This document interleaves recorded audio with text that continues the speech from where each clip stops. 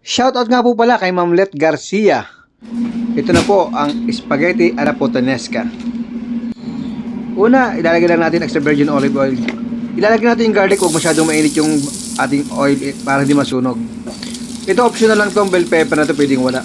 Inad ko lang to. Black olive, copper, chili flakes, and then yung ating green olive. Pwedeng walang green or pwedeng black lang o pwedeng green. Nag-add lang tayo ng anchovies para mas salty siya. Kaunting salt lang kasi medyo marami yung ating tomato puree na nilagay. Then oregano. Then hayaan lang natin makumulo at least mga 10 to 15 minutes. Then maglalagay na tayo ng ating tubig na may asin para sa ating spaghetti. Pwede rin gumamit ng penne dito or linguine. Direct na natin to, i-mix na natin. Then magpi-plating na tayo. Direct na natin sa plato. Then ito na ang ating result. Basic lang mga kamatik. Spaghetti alla puttanesca.